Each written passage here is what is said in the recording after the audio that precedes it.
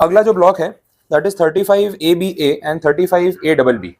ये भी एक इंटरेस्टिंग ब्लॉक है, 35ABA और ABB। इसके बारे में बात कर लेते हैं कि एग्जैक्टली यहाँ पे हो क्या रहा है। अगेन आपके लिए बेनिफिट वाली बात ये है कि दोनों सेक्शंस में जो कैलकुलेशन वाला पार्ट है वो पूरा सेम है, तो एक ही सेक्शन पढ़ना है आइडियली, दूसरे में भी सेम चीज काम लगेगी।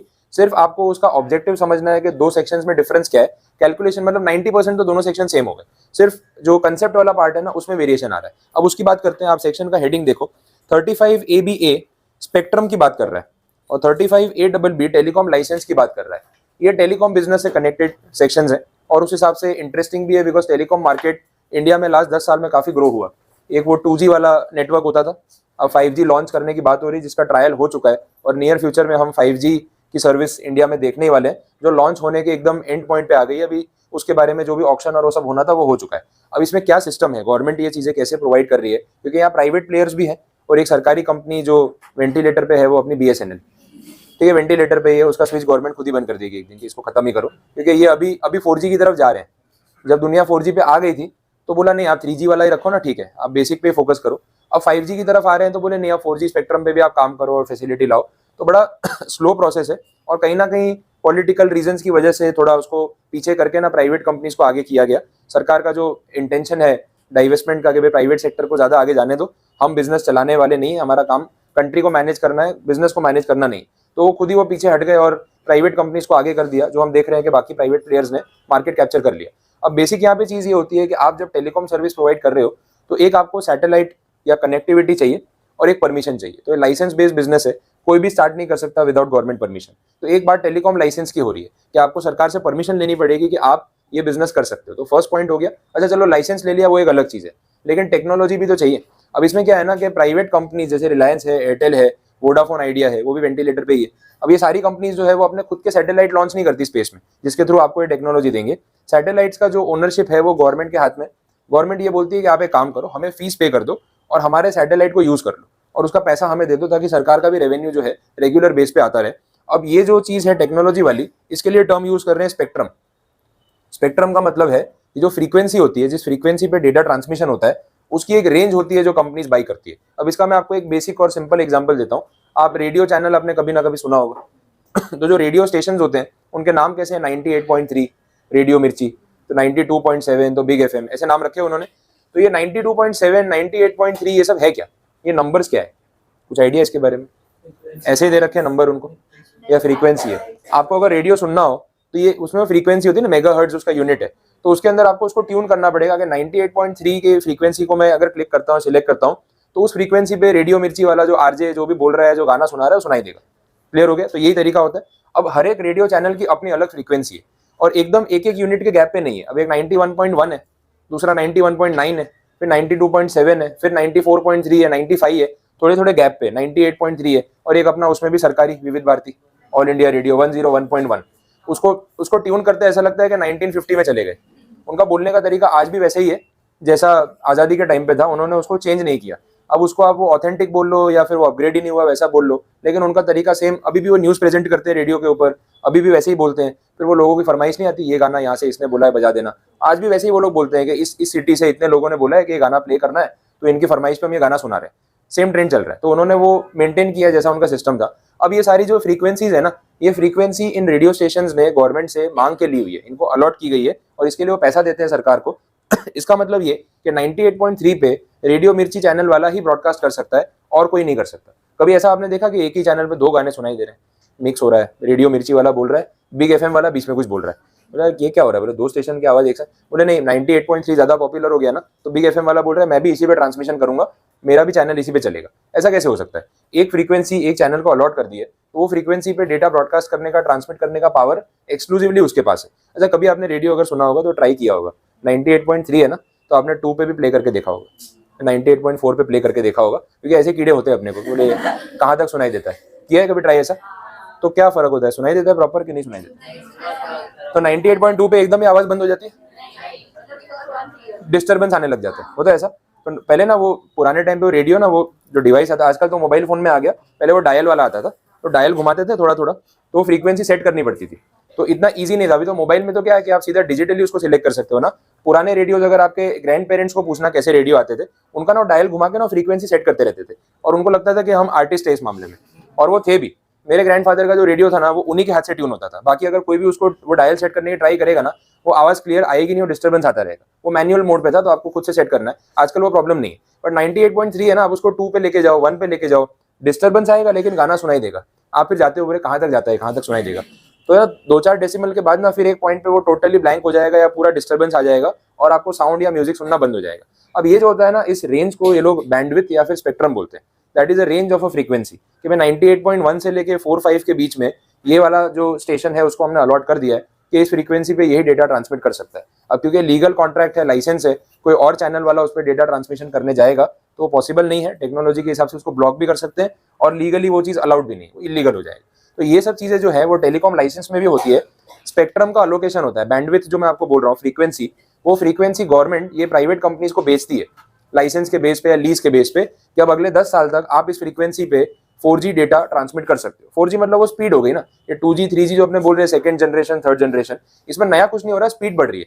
तो जिस स्पीड पे 3G पे डेटा ट्रांसमिट हो रहा था, 4G में उससे ज्यादा हाई स्पीड मिलने लग गई। उसका रिवॉल्यूशन हमने देख लिया। अभी 5G टेक्नोलॉजी इससे भी और ज्यादा फास्ट है, वो ऐसा बोल रहे हैं। 1 Gbps की स्पीड बोल रहे हैं, 1 गीगाबाइट पर सेकेंड, इतनी स्पीड बोल रहे हैं। और ये 100 Gbps तक भी जा सकती है, इतनी स्पीड पे बात हो रही है। सोचो डेटा कितना फास्ट ट्रांसमिट होगा। अभी जो 4G यूज कर रहे हैं वो भी अपने को फास्ट ही लगता है ना, 5G आने के बाद स्लो लगेगा। समझ आ रहा है? तो वो चीज ऐसी है, पता नहीं कितना ही फास्ट हो जाएगा। मुझे लगता है क्लिक करने से पहले डाउनलोडिंग हो जाएगा, जरूरत ही नहीं पड़ेगी। ठीक है, तो इतना फास्ट हो जाएगा। तो एक्चुअली उतना हाई स्पीड उन्होंने टेस्ट किया और वो है सक्सेसफुल हो रहा है कि इतना इंप्लीमेंट कर सकते हैं। तो ये स्पेक्ट्रम इन कंपनीज ने गवर्नमेंट से खरीदा। अब गवर्नमेंट ये स्पेक्ट्रम किस तरीके से बेच रही है, तो इसका होता है ऑक्शन। बोली लगती है कि भाई आओ सारी कंपनीज आओ, ये बैंडविड्थ हम सेल कर रहे हैं जिसपे आप 5G स्पीड पे डेटा ट्रांसमिट कर पाओगे। सैटेलाइट है हमारे पास, अब जो ज्यादा पैसे देगा उसको हम ये स्पेक्ट्रम प्रोवाइड करेंगे, ऐसा होता है। तो ये कंपनीज इसके लिए बिडिंग करती है और 5G का ऑक्शन अभी रिसेंटली लास्ट मंथ ही हुआ है। तो सब कंपनीज ने बड़ी बड़ी कंपनीज पे बिड कर रही है। अब सब कंपनीज में ज्यादा बची नहीं, रिलायंस है, एयरटेल है, वोडाफोन आइडिया है, तो ये सब ने बिडिंग किया। इवन अदानी ने भी बिड किया, उनको भी 5G का कुछ स्पेक्ट्रम अलॉट हुआ है। तो मार्केट में स्पेकुलेशन शुरू हो गया है, अदानी अब टेलीकॉम बिजनेस में भी आ रहे हैं और जियो को कंपटीशन होने वाला है, ये वो। बट उन्होंने फिर बाद में डिस्क्लेमर दिया, 1-2 दिन शेयर के प्राइस बढ़ने दिए कि चलो अच्छा है ना, भाव बढ़ रहा है तो अपना ही फायदा है। बाद में फिर डिस्क्लेमर आया कि हम टेलीकॉम सेक्टर में कस्टमर सर्विसेज के लिए बिड नहीं कर रहे। बोले हमारा जो खुद का इंटरनल नेटवर्क है पूरा अदानी ग्रुप का, हम अपनी कनेक्टिविटी को फास्ट करने के लिए, ताकि हमारे बीच में जो इन्फॉर्मेशन एक्सचेंज इतनी सारी कंपनीज इतने ऑफिस में हो रहा है, तो जैसे प्राइवेट नेटवर्क होता है, हम प्राइवेट नेटवर्क में 5G यूज करने के लिए बिड कर रहे हैं कि हमारे खुद के पास स्पेक्ट्रम होगा ना, वो फ्रीक्वेंसी हम इंटरनली यूज करेंगे। हमें सिम कार्ड बेचने में अभी इंटरेस्ट नहीं है, ऐसा कुछ हमने सोचा नहीं। अभी उनका ये डिस्क्लेमर आया, अब बाद में वो इसको कैसे यूज करते हैं वो उनके ऊपर है। लेकिन बाकी कंपनीज ने इसके लिए बिड किया है कि हमें 5G स्पेक्ट्रम का हिस्सा चाहिए, ताकि हम भी हमारी पर्टिकुलर फ्रीक्वेंसी पे अपने कस्टमर्स को 5G टेक्नोलॉजी की स्पीड प्रोवाइड कर सके। तो इस तरीके से बिजनेस चल रहा है। अब मेजरली यहाँ पे मैंने आपको बोला 2 चीजें, एक तो स्पेक्ट्रम खरीदना पड़ेगा लाइसेंस, और मतलब एक स्पेक्ट्रम की फीस, और एक होगा टेलीकॉम लाइसेंस के पहले तो हम ये बिजनेस कर सकते हैं। अच्छा कर सकते हैं तो कौन सी फ्रीक्वेंसी पे डेटा ट्रांसमिट कर सकते हैं, 2 बातें होगी। तो ये दोनों के लिए अलग अलग सेक्शन बना दिए, section 35ABA and 35ABB। ABA में स्पेक्ट्रम की बात की, ABB में टेलीकॉम लाइसेंस की बात की। अच्छा अब ये जो खर्चा है टेलीकॉम लाइसेंस का, स्पेक्ट्रम फीस का, इसकी जो रेंज है ना, that is somewhere in 1000 crore, 5000 crore, 10,000 crore, 20,000 crore, ये रेंज का खर्चा है। तो इसी से समझ में आ रहा है कि अपने बजट के बाहर की चीज है। बड़ी कंपनीज और बिजनेस हाउसेज जो ऑलरेडी कमा के बैठे हैं वो ये बिजनेस कर सकते हैं, और वो आप देख रहे हो, एयरटेल हो, आइडिया हो, वोडाफोन हो या फिर जियो, ये सारी कंपनीज सिर्फ इस बिजनेस पे डिपेंडेंट नहीं है, क्योंकि यहाँ पे प्रॉफिट निकालना बहुत मुश्किल हो रहा है। सस्ते डेटा की आदत पड़ गई ना पब्लिक को, फ्री वाले की, अब पैसे नहीं दे रहे लोग, तो पैसा निकलवाना इतना भारी पड़ रहा है कि धीरे धीरे करके ना थोड़ा थोड़ा प्राइस बढ़ा रहे हैं। आपका मंथली डेटा पैक आप देख लो, लास्ट 1 साल में आपको दिख रहा होगा महंगा हो गया। तो पहले 150 में काम हो रहा था, अभी 200, 250, 250, 350 तक पहुंचा दिया। वो करना ही पड़ेगा उनको, बिकॉज है ना, एक्चुअली में तो आपको आदत डालने के लिए नुकसान झेल रहे थे, कब तक झेलेंगे? एक पॉइंट पे जब आप पूरे हैबिचुएटेड हो गए हो, आज 4G के बिना काम नहीं चलेगा, हैबिट हो गई ना। अब थोड़ा थोड़ा 10-20 रुपए करके बढ़ाएंगे ना, तो आप सेटल हो जाओगे कि हाँ ठीक है, पहले 299 का पैक था, 329 हो गया, कोई बात नहीं, 329 का 349 कर दिया, कोई बात नहीं। धीरे धीरे करके समझ में आएगा कि 1 साल में 100 रुपए बढ़ा दिए। अब 100 रुपए महीने के लिए 4G यूज करना तो छोड़ोगे नहीं आप, यूट्यूब तो यूज करना बंद नहीं करोगे, तो बेटर है कि फिर चलने दो। तो आदत डाल दी ना, अब आप डिपेंडेंट हो गए कि आपको ये पे करना ही है। तो धीरे धीरे वो अपने ब्रेक इवन पे आ रहे हैं, अभी तक तो लॉस में चल रहे हैं। अब कुछ कंपनीज ने अब धीरे धीरे, जियो ने थोड़ा बहुत प्रॉफिट शो करना स्टार्ट किया, एयरटेल ने अपने लॉसेस को कट डाउन कर दिया कि अब लॉस नहीं हो रहा है, पहले तो हेवी लॉस था। वोडाफोन आइडिया सोच रहा है मैं करूँ क्या, मैं तो लॉस में ही चल रहा हूँ, ब्रेक इवन कहीं नजर ही नहीं आ रहा, कहाँ जाऊँ। तो उनके ऊपर अक्यूमुलेट इतना हो गया है ना कि रिकवरी नहीं हो पा रही है। तो ये सब चीजें जो है इन कंपनीज में चल रही है। अब जो मैंने आपको बोला कि 10,000 करोड़ 20,000 करोड़ का खर्चा हो रहा है, तो ये एक्सपेंस उन कंपनीज के लिए टैक्स डिडक्टेबल होना चाहिए, इसका उनको पीएनएल में या पीजीबीपी इनकम में खर्चा अलाउ करना चाहिए या नहीं करना चाहिए, मिलेगा ना। इतना एक्सपेंस एक कंपनी कर रही है तो बिजनेस का खर्चा। तो यहाँ पे इन सेक्शंस में हम यही सीखने वाले हैं कि टेलीकॉम लाइसेंस और स्पेक्ट्रम की जो फीस ये कंपनीज पे करती है, इनका टैक्स डिडक्शन इनको कैसे मिलेगा, एक्सपेंडिचर कैसे क्लेम करने को मिलेगा। एक साल में तो पूरा 10,000 करोड़ क्लेम करने को देंगे नहीं, ये डेप्रिशिएट या अमोर्टाइज होने वाला है, तो अमोर्टाइजेशन हम यहाँ पे करने वाले हैं। आपने टर्म पहले पढ़ा है, डेप्रिसिएशन, डिप्लीशन, अमोर्टाइजेशन, थियरी में पढ़ा होगा। ये जो टेंजिबल असेट्स हैं उस पर अपने बोलते हैं डेप्रिसिएशन, वेस्टिंग असेट्स, माइनिंग और ये सब वाले बोलते हैं डिप्लीशन, और इनटेंजिबल्स को राइट ऑफ करना हो तो बोलते हैं अमोर्टाइजेशन। तो यहाँ पे हम क्या करने वाले हैं, दिस इज अमोर्टाइजेशन। आया समझ में, क्लियर हो गया। अब इसके अंदर कैलकुलेशन वाले पार्ट पे चलते हैं कि अमोर्टाइजेशन की जो बात कर रहा हूँ वो कैसे होगा। अब मैं आपको टेलीकॉम लाइसेंस वर्ड यूज करूँ या स्पेक्ट्रम फीस, कैलकुलेशन सेम होने वाला है। तो मैं कोई एक वर्ड यूज कर रहा हूँ तो इंप्लाइड है कि दूसरे सेक्शन के लिए भी सेम कैलकुलेशन होगा, ठीक है। चलो एग्जाम्पल देख लेते हैं। तो अपने स्पेक्ट्रम फीस की बात करें या टेलीकॉम लाइसेंस बोले, ठीक है, सेम पॉइंट हो गया। अब टेलीकॉम लाइसेंस के लिए मैंने आपको बोला जो एक्सपेंडिचर है वो काफी हेवी एक्सपेंडिचर है। अब इतना बड़ा अमाउंट नहीं लिख रहा हूँ मैं 10,000 करोड़, अपने थोड़ा सा अमाउंट को बजट में ले आते हैं, ये भी बजट में नहीं है लेकिन कंपेरेटिव, ठीक है। तो जो एक्सपेंडिचर है लाइसेंस का, जो फीस अपनी लग रही है ना, वो 100 करोड़ रुपीज की आप फीस पे कर रहे हो, और लाइसेंस की एक एक्सपायरी होती है, रिन्यूअल बेस पे होता है। ये लाइसेंस आपको उन्होंने प्रोवाइड कर दिया फॉर 10 ईयर्स, 10 साल तक आप इस लाइसेंस के बेस पे इंडिया में टेलीकॉम सर्विसेज दे सकते हो। 10 साल के बाद रिन्यूअल के लिए अप्लाई करना, उसकी फीस पे करना, एंड देन लाइसेंस कंटिन्यू होता रहेगा। अब ये जो अमाउंट है आपने पे किया, इसका अमोर्टाइजेशन आपको करना है तो वो कितने साल में करेंगे, जितने साल का लाइसेंस है उसी में करना पड़ेगा। तो सिंपल डेप्रिसिएशन जो एसएलएम बेस पे अपने कैलकुलेट करते हैं वही यहाँ पे करना है। जितना एक्सपेंडिचर है और जितनी लाइफ है उसको डिवाइड कर दिया, और पर एनम जितना खर्चा क्लेम करने को आ रहा है उतना आप क्लेम कर लो। जैसे इस केस में कितना होगा एनुअली, 10 करोड़ रुपीज। तो 10 करोड़ रुपीज आप एवरी ईयर क्लेम कर लो आपके बिजनेस एक्सपेंस के नाम पे, और टैक्स रिडक्शन ले लो। 10 साल जैसे ही खत्म होंगे, लाइसेंस जैसे एक्सपायर होगा, असेट खत्म हो जाएगी, आपका पूरा खर्चा आपको क्लेम करने को मिल जाएगा। तो एसएलएम डेप्री से ऊपर इसके अंदर कोई कैलकुलेशन है नहीं। लेकिन पॉइंट यहाँ पे ये आता है कि 100 करोड़ रुपीज जो मैंने बोला, जो एक्चुअल में 10,000 करोड़ है, तो इतना बड़ा अमाउंट कोई कंपनी ऐसा on the spot cash payment करती होगी, अभी के अभी ट्रांसफर कर देते हैं, ऑप्शन होते हैं, ऐसा होता नहीं है। इसमें क्या होता है कि ऑप्शन अलग अलग रहेंगे। या तो आप ये पैसा अपफ्रंट पे कर दो, गवर्नमेंट को कहा, वो बोलेंगे कि भाई हमारे पास है 10,000 करोड़, पे कर दे क्या, तो गवर्नमेंट ये थोड़ी बोलेगी अरे नहीं नहीं इतना सारा पैसा एक साथ क्यों दे रहे हो, आराम से पे कर देना। वो बोलेंगे है तो पे कर दो, हमारे लिए तो अच्छा ही है। तो हो सकता है अपफ्रंट पेमेंट हो जाए। अच्छा, ये भी हो सकता है कि थोड़ा लेट पेमेंट करे। भाई बड़ी कंपनीज रेप्यूटेड है, भाई भागने नहीं वाली, उनको बोला कि आप आज लाइसेंस ले लो, लेकिन इसका पेमेंट आप 1 साल बाद या 2 साल बाद भी करोगे तो चलेगा। ऐसा भी कितनी बार अलाउ करते हैं। तीसरा ऑप्शन क्या है, इंस्टॉलमेंट वाला सिस्टम, ईएमआई वाली स्कीम, कि ये पैसा हम एक साथ तो नहीं देंगे, थोड़ा थोड़ा करके पे कर देंगे। अब इनमें से जो ऑप्शन सिलेक्ट होगा उस हिसाब से पता चलेगा कि अमोर्टाइजेशन कैसे करना है। फर्स्ट ऑप्शन जो मैंने आपको बोला वो यही वाला है, फर्स्ट इंस्टेंस, कि आपने ना अपफ्रंट पूरा पेमेंट कर दिया, अपफ्रंट पेमेंट कर दिया, आज के आज 100 करोड़ रुपए दे दिए और लाइसेंस आज ही से ऑपरेट होना स्टार्ट हो गया, तो आप अगले 10 साल में evenly 10 crore each year claim कर लो, बात खत्म हो गई, क्लियर। अब इसमें दूसरा इंस्टेंस मैं आपको ये बता रहा हूँ कि आपने पेमेंट तो किया लेकिन वो लेट पेमेंट है, इमीडिएट पेमेंट नहीं किया। और लेट पेमेंट मतलब कब, 2 साल के बाद। तो ये जो 100 करोड़ रुपए की बात हो गई थी, लाइसेंस आपका स्टार्ट हो चुका है, आपको लाइसेंस मिल गया है, लेकिन इसका पेमेंट अभी आपने किया नहीं, पेमेंट आपने किया 2 इयर्स कंप्लीट होने के बाद। इस सिचुएशन में अमोर्टाइजेशन कैसे होगा वो समझ लो। यहाँ पे ये है, जैसे 10 साल का ड्यूरेशन है, तो ये 0 to 2 इयर्स और ये बाकी के 8।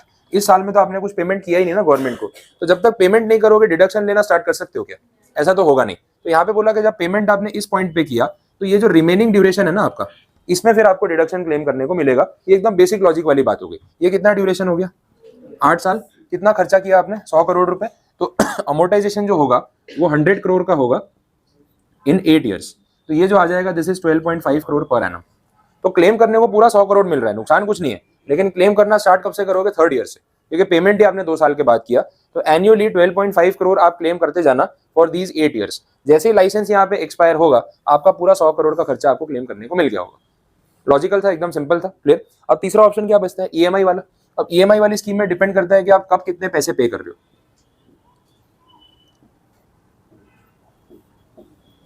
ऐसे कुछ ईएमआई वाले ऑप्शन ले लेते हैं कि 100 करोड़ रुपीस जो है, स्टार्टिंग में ना आपने 20 करोड़ पे कर दिया, फिर आपने बोला कि 2 साल के बाद हम बाकी के और 20 करोड़ पे कर देंगे, यहाँ पे भी 20 और यहाँ पे 40, ऐसा कुछ रख लेते हैं। इस तरीके से आपने इंस्टॉलमेंट्स में पेमेंट किया। अगेन डिडक्शन जो आपको मिलेगा पेमेंट के बेसिस पे ही मिलेगा। पहला ये जो 20 करोड़ आपने पे किया, ये तो आज ही पे कर दिया, ये आप अगले 10 साल में राइट ऑफ कर दो, तो एवरी ईयर कितना क्लेम करोगे, 2 करोड़ रुपीस। समझ आ रहा है, सिंपल डेप्रिसिएशन निकाल रहा हूँ। अच्छा, ये वाला जो 20 करोड़ है, ये आपने कब पे किया, 2 साल खत्म होने के बाद। इसका डिडक्शन मिलना तो अब से स्टार्ट होगा। अब कितने साल बचे यहाँ पे, 8 साल बचे, तो ये 20 करोड़ को डिवाइड बाई 8 करना पड़ेगा, और जितना आएगा उतना आप क्लेम कर सकते हो आने वाले 8 साल में। अच्छा ये वाला 2 करोड़ क्लेम होना बंद हो जाएगा कि ये भी क्लेम होता रहेगा? तो थर्ड ईयर में सिचुएशन क्या होगी पता है, वो 2 करोड़ तो क्लेम होने को मिल ही रहा है आपको, और ये 20/8 जो आएगा ना वो भी ऐड हो जाएगा, तो ज्यादा डिप्रिसिएशन क्लेम होगा। फिर फोर्थ ईयर खत्म होने पे आपने और 20 करोड़ पे कर दिया, तो अब रिमेनिंग कितना बचा इसके लिए, 6 ईयर्स बचे, तो ये 20 करोड़ 6 ईयर्स में डिवाइड हो जाएगा, फिर वो भी आपको एनुअली क्लेम करने को मिल जाएगा from the 5th year, 5th 6th 7th करके 6 साल में।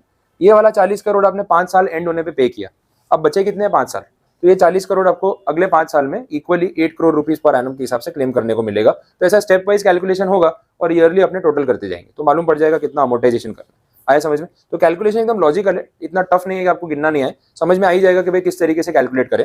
अब इसमें यह है कि डेडलाइन देख लो आप, एंड पॉइंट है ना तीनों ऑप्शन में सेम है। इस वाले में भी जहाँ लाइसेंस की लाइफ खत्म हो रही थी 10 साल की, वो लास्ट पॉइंट था, उसके बाद आप डिडक्शन नहीं ले सकते। यहाँ पे भी सेम लास्ट पॉइंट ये, और यहाँ पे भी वही। किसी भी इंस्टेंस में ऐसा नहीं हो सकता कि लाइसेंस एक्सपायर हो चुका है और आप डेप्रिसिएशन अभी तक क्लेम कर रहे हो, ऐसा होता है क्या? असेट एक्सपायर हो गई, खत्म हो गई, डिस्कार्ड कर दी, और अभी भी आप उसका डेप्रिसिएशन क्लेम कर रहे हो, ये तो डेप्रिसिएशन में अलाउड ही नहीं है। जब तक असेट की लाइफ है उसी में आपको क्लेम करना है। तो इन शॉर्ट स्टार्टिंग पॉइंट जो है ना वो वेरिएबल है, स्टार्टिंग पॉइंट या तो ये होगा या इसके बाद का पॉइंट होगा, लेकिन एंड पॉइंट तो यही रहेगा। समझ आ गया? अच्छा एक और ऑप्शन बनता है यहाँ पे, एडवांस पेमेंट हो सकता है ऐसा, बोला कि आज पेमेंट करो, लाइसेंस ऑपरेटिव होगा नेक्स्ट ईयर से, अभी हम बिडिंग करके ऑप्शंस करवा के पेमेंट ले रहे हैं, लाइसेंस आपको अगले साल से ऑपरेट करने को मिलेगा। तो इन शॉर्ट आपने इससे पहले पेमेंट कर दिया यहाँ पे 1 साल पहले, अब डिडक्शन लेना कब से स्टार्ट करोगे, यहाँ से या फिर 0 ईयर से? 0 ईयर से, जब से लाइसेंस ऑपरेटिव होगा, एग्जिस्टेंस में आएगा। टेक्निकली असेट तो यहाँ एग्जिस्ट हुई ना, तो पेमेंट उससे पहले दे दिया आपने, ठीक है, लेकिन डिडक्शन पहले से नहीं दे सकते।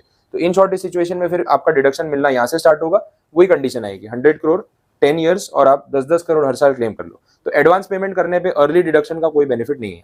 आए समझ में? तो अपने ऐसा बोल सकते हैं कि या तो आपने जिस दिन पेमेंट किया या जिस दिन आपका लाइसेंस इफेक्टिव हुआ, विच एवर इज लेटर, वहां से आपको डिडक्शन मिलना स्टार्ट होता है। सारे इंस्टेंसेस का आउटकम यही है, लाइसेंस जिस दिन ऑपरेटिव हुआ या आपने जिस दिन पेमेंट किया, दोनों में से जो लेटर होगा ना वहां से डिडक्शन मिलना स्टार्ट होगा। सारे इंस्टेंसेस में एक ये कॉमन पॉइंट निकल के आता है।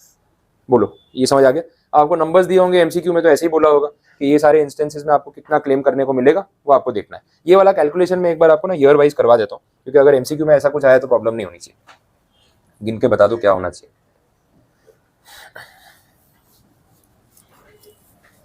सेम नंबर्स ही यूज कर लेते हैं।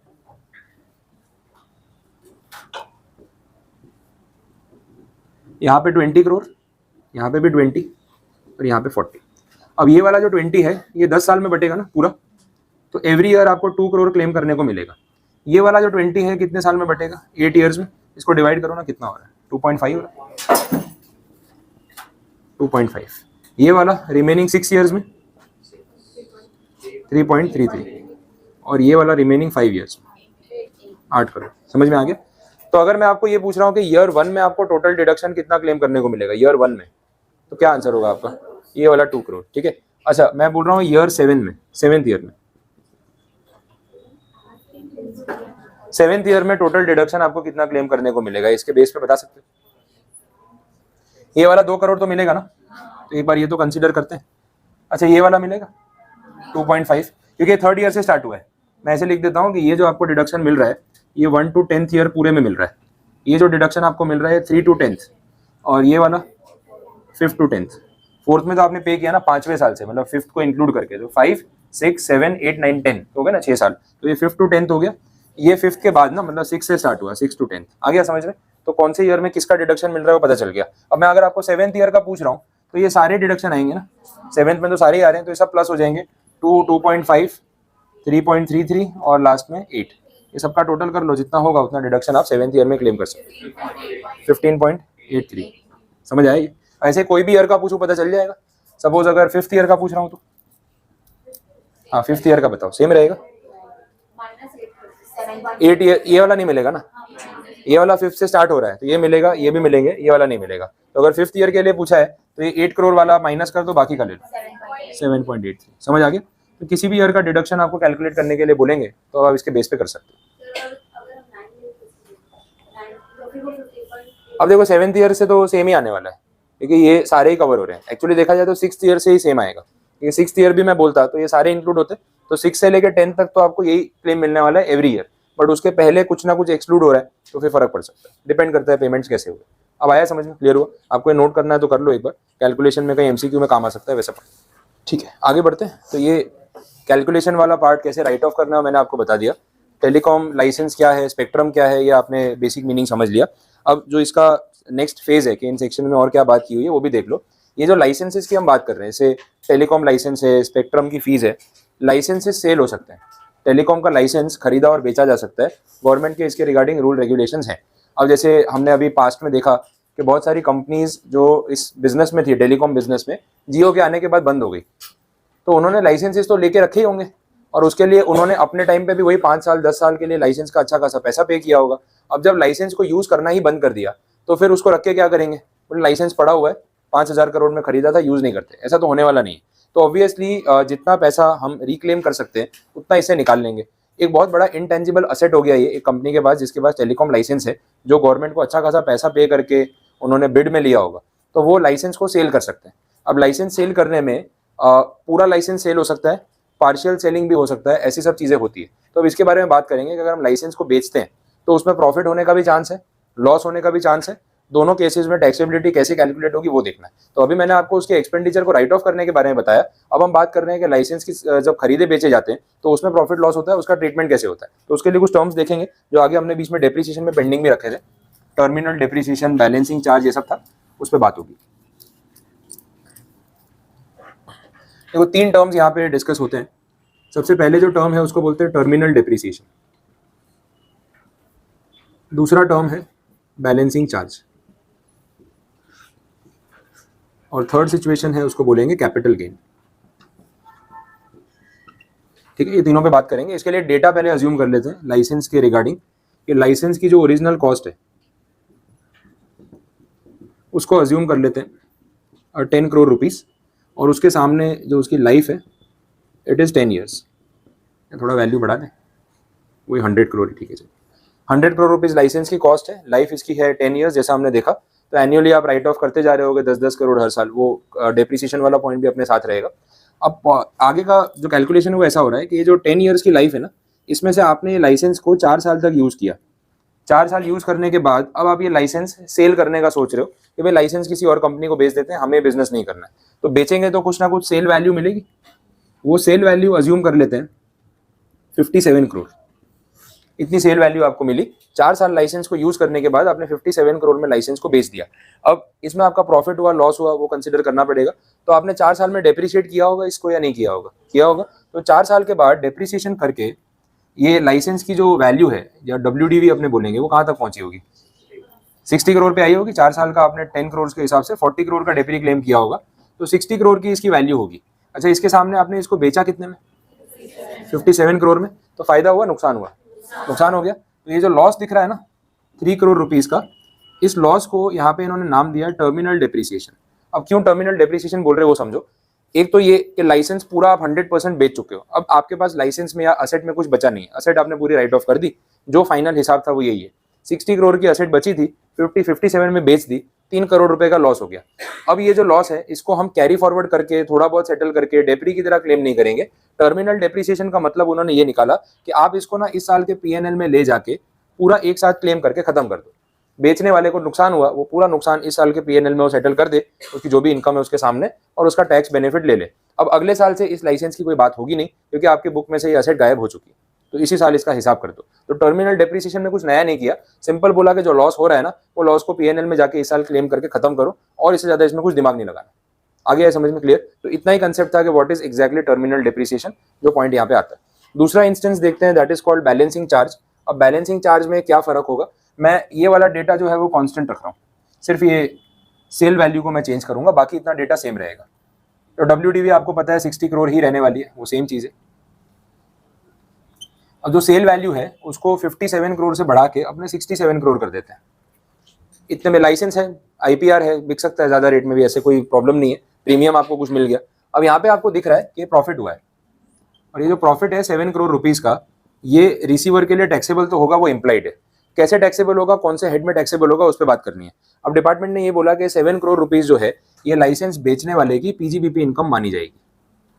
बोला ऐसा क्यों? PGBP इनकम क्यों मानी जाएगी? कॉस्ट से ऊपर बेचा ना, तो उसका क्या रीजन है कि PGBP में जाएगा।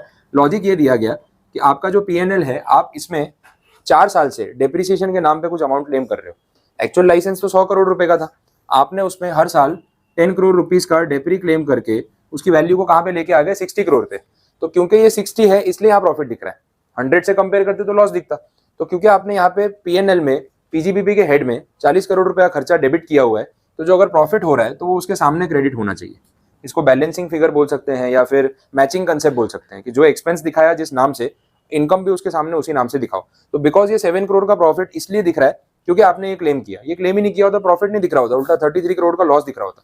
तो प्रॉफिट क्यों दिख रहा है? बिकॉज आपने पास्ट में पीएनएल में पीजीबीपी में कुछ खर्चा क्लेम किया और वो खर्चा है अमोर्टाइजेशन। तो अब उतने एक्सटेंट तक कुछ भी प्रॉफिट दिखेगा उसकी वजह से, तो उसके सामने क्रेडिट होना चाहिए। अब मैं 67 करोड़ के सेल वैल्यू को अगर 85 करोड़ कर दूं तो क्या होगा? प्रॉफिट बढ़ जाएगा, कितना हो जाएगा? 25 करोड़ हो जाएगा। वो 25 करोड़ भी यहाँ सामने ही क्रेडिट होगा। तो up to this extent, up to 40 crore कितना भी प्रॉफिट होगा ना वो सामने दिखेगा, और वो टैक्सेबल कहाँ पे होगा? पीजीबीपी के हेड में। ये इन्होंने यहाँ पे इसमें समझाया, और इस चीज को, इस एक्टिविटी को यहाँ पे नाम दे दिया बैलेंसिंग चार्ज, क्योंकि ये जितना आपने यहाँ डेबिट किया ना उतने एक्सटेंट तक आपको उसके सामने उतना क्रेडिट करना पड़ेगा और वो पीजीबीपी में जाएगा, इसलिए इसको बैलेंसिंग चार्ज बोल रहे हैं। क्लियर? Second instance. तो टर्मिनल डेब्री देखा हमने, बैलेंसिंग चार्ज देखा। तीसरा ऑप्शन जो है वो है कैपिटल गेन वाला। कैपिटल गेन वाले में भी सेम रखते हैं, डब्ल्यूडीवी वही रहेगा, सिर्फ सेल वैल्यू में चेंज कर रहा हूँ, 105 करोड़ हो सकता है। लाइसेंस आपने खरीदा कितने साल पहले था, आज मार्केट में क्या वैल्यू चल रही है, नेगोशिएट किया, मतलब 60 करोड़ की डब्ल्यूडीवी पे तो आ चुका है, लेकिन बेचने में कितना पैसा मिला? 105 करोड़। अब यहाँ पे प्रॉफिट हो गया ना 45 करोड़ का। तो ये 45 करोड़ का जो प्रॉफिट है उसको कैसे टैक्सेबल करेंगे वो देख लो। 45 करोड़ के दो हिस्से हो जाएंगे, पहले 40 करोड़ रुपीस और प्लस बाकी का 5। मैंने क्यों ऐसे दो पार्ट में डिवाइड किया? बैलेंसिंग चार्ज वाला कंसेप्ट तो लगेगा ही ना। ये 40 करोड़ का प्रॉफिट क्यों दिख रहा है पता है? क्योंकि आपने 40 करोड़ डेबिट किया था। तो डिपार्टमेंट बोलेगा कि पहले जो भी आपका प्रॉफिट है अप टू 40 करोड़ तो आपको यहाँ सामने लिखना ही पड़ेगा। तो ये वाला जो अमाउंट है आपका, ये टैक्सेबल हो गया पीजीबीपी में। सेम वही बैलेंसिंग चार्ज का ही पॉइंट है। लेकिन ये जो 5 करोड़ का आपको प्रॉफिट हुआ ना, this is over and above the original cost. License की ओरिजिनल कॉस्ट क्या थी? 100 करोड़। आपने उसको बेचा 105 में, तो ये जो 5 करोड़ रुपए का गेन हुआ है, दिस इज कैपिटल गेन। किसी भी असेट की कॉस्ट से ज्यादा, अगर आप ओरिजिनल कॉस्ट से ज्यादा आपको कुछ प्रॉफिट हो जाए, वो कैपिटल गेन होता है, वो पीजीबीपी नहीं होता है। एंड ये 5 करोड़ डेप्रिसिएशन की वजह से जनरेट नहीं हुआ, ये 5 करोड़ तो ओरिजिनल कॉस्ट से ही ऊपर जा रहा है। तो this will be taxable under capital gain. तो जो प्रॉफिट हुआ ना वो दो अलग अलग हेड्स में पार्शियली टैक्सेबल है। 40 करोड़ बैलेंसिंग चार्ज के हिसाब से और 5 करोड़ कॉस्ट के ऊपर जा रहा है, तो कैपिटल गेन के हिसाब से। आया समझ में? तो ये तीसरा टर्म यहाँ पे कवर हो गया, दैट इज कैपिटल गेन। तो ये पूरा इंस्टेंस है, पूरा टॉपिक है। टर्मिनल डेप्री क्या है, बैलेंसिंग चार्ज कब आएगा, और थर्ड पॉइंट में कैपिटल गेन कब आएगा। कुछ क्वेरी, कुछ नहीं समझ आया तो बोलो। क्लियर यहाँ तक? तो ये आप ये नंबर्स एक बार लिख लो, ये तीनों पॉइंट्स नोट कर लो। जो डेटा काम का नहीं है मैं हटा देता हूँ, कंफ्यूजन ना हो। ये 85 करोड़ की जरूरत नहीं है, ये 7 यहाँ पे लिख देता हूँ। 3 इंस्टेंस हो गए। ये तो बेसिक कॉमन डेटा है ये वाला पार्ट। ये फर्स्ट इंस्टेंस है आपका टर्मिनल डेप्री वाला। ये हमने सेकंड केस देखा बैलेंसिंग चार्ज, और ये तीसरा case capital gain.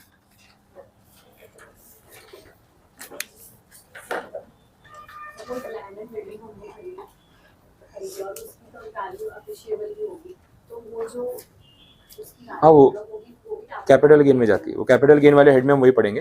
Capital asset की डेफिनेशन में जो भी चीजें आती है उसमें अगर आपको कॉस्ट से ऊपर प्रॉफिट होता है तो कैपिटल गेन होता है, तो वो उस हेड में पढ़ेंगे तो क्लियर हो जाएगा, बात वही है।